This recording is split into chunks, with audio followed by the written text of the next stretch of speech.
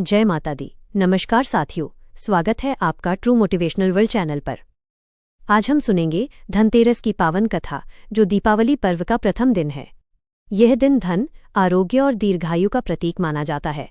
इस दिन मां लक्ष्मी, भगवान कुबेर और धन्वंतरी देव की विशेष पूजा का विधान है। कहा जाता है कि जो व्यक्ति श्रद्धा भाव से धनतेरस की कथा सुनता है, उसके जीवन में कभी भी धन और स्वास्थ्य की कमी नहीं रहती। तो चलिए भक्तिभाव से सुनते हैं धनतेरस की पावन कथा। धनतेरस का अर्थ और महत्व। धनतेरस शब्द दो भागों से बना है। धन अर्थात संपत्ति, स्वास्थ्य और समृद्धि, और तेरस अर्थात कृष्ण पक्ष की 13वीं तिथि। कार्तिक मास के कृष्ण पक्ष की त्रयोदशी तिथि को ही धनतेरस कहा जाता है। यह दिन दीपावली के त्योहार की शुरुआत का संकेत देता है। इस दिन लोग नए बर्तन, सोना, चांदी, वाहन या अन्य कीमती वस्तुएं खरीदते हैं, क्योंकि ये शुभता और सौभाग्य का प्रतीक माना गया है।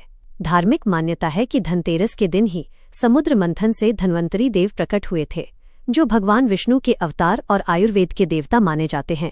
उनके हाथ में अमृत कलश था, इसलिए इस दिन स्वास्थ्य की कामना के लिए धन्वंतरी की पूजा की जाती है। धन्वंतरी भगवान की कथा। एक समय की बात है जब देवताओं और असुरों के बीच अमृतत्व प्राप्त करने के लिए समुद्र मंथन किया गया। देवताओं की ओर से इंद्र, वरुण, कुबेर, सूर्य, चंद्र जैसे देवता थे, और असुरों की ओर से बलि, रावण, शंभु, प्रहलाद जैसे बलशाली दैत्य। जब समुद्र मंथन आरंभ हुआ तो उसमें से 14 रत्न प्रकट हुए। उनमें एक थे धन्वंतरी भगवान। जब धन्वंतरी देव प्रकट हुए तो उनके हाथ में अमृत से भरा कलश था। उन्हीं के दर्शन से सभी देवताओं के चेहरे खिल उठे। उन्हें देखकर असुरों ने भी अमृत प्राप्त करने का प्रयास किया, परंतु भगवान विष्णु ने मोहिनी रूप धारण कर देवताओं को अमृत पिलाया और असुरों को वंचित कर दिया। इस प्रकार भगवान धन्वंतरी के प्रकट होने का यह शुभ दिन धनतेरस कहलाया। इसलिए कहा गया है, जो व्यक्ति धनतेरस के दिन धन्वंतरी देव की पूजा करता है, वह रोगमुक्त और दीर्घायु होता है। राजा हेम और उसके पुत्र की कथा। अब सुनिए धनतेरस की दूसरी कथा, जो सबसे प्रसिद्ध और पुण्यदायिनी मानी जाती है। बहुत समय पहले हेम नामक राजा हुआ करता था। राजा हेम के यहाँ एक पुत्र जन्मा। जन्मपत्री देखकर ज्योतिषियों ने कहा, राजन, ये बालक 16 वर्ष की आयु में सर्पदंश से मरेगा। राजा और रानी बहुत दुखी हुए।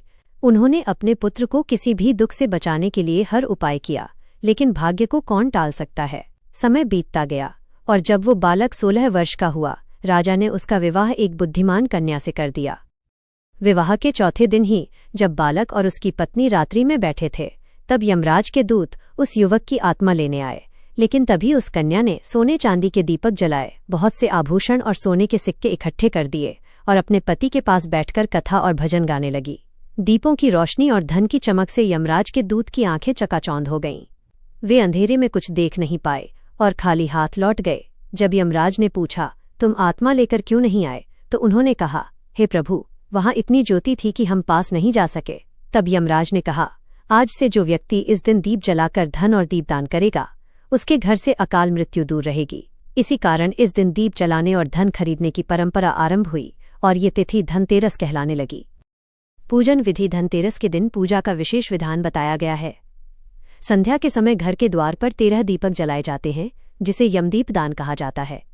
ये दीप मृत्यु के देवता यमराज के नाम पर जलाए जाते हैं, ताकि घर में अकाल मृत्यु और दुख दूर रहे। धन की देवी लक्ष्मी और कुबेर देव की मूर्ति के सामने शुद्ध घी या तेल के दीपक जलाकर पूजा की जाती है। इस दिन विशेष रूप से तुलसी के पास दीपक जलाना शुभ माना गया है। पूजा के समय ओम धन्य नमः, ओम श्री धन्वंतरये नमः और ओम ह्रीं श्रीं लक्ष्म्यै नमः, इन मंत्रों का जाप किया जाता है। इसके अलावा इस दिन सोना, चांदी, बर्तन, झाड़ू या धन की थैली खरीदना भी शुभ माना गया है। झाड़ू खरीदने से दरिद्रता दूर होती है और घर में लक्ष्मी का वास होता है। आध्यात्मिक संदेश। धनतेरस केवल धन की पूजा का पर्व नहीं है, बल्कि ये स्वास्थ्य, सदाचार और प्रकाश का प्रतीक है। जैसे दीपक अंधकार मिटाता है, वैसे ही हमें अपने भीतर के अज्ञान और लोभ का अंधकार मिटाना चाहिए। धन का सही उपयोग तभी होता है जब उससे किसी का भला हो, जब उससे किसी के जीवन में प्रकाश फैले। इसलिए कहा गया है, धन वही सच्चा है जो सेवा में लगे, और दीप वही सच्चा है जो अंधकार को मिटाए। प्रिय दर्शकों, जो इसे श्रद्धा भाव से सुनता है, उसके जीवन में सदैव सुख, समृद्धि और आरोग्य बना रहता है। भगवान धन्वंतरी आपको दीर्घायु दें।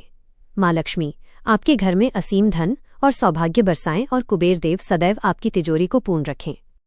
जय माता दी, जय श्री लक्ष्मी माता, जय धन्वंतरी भगवान।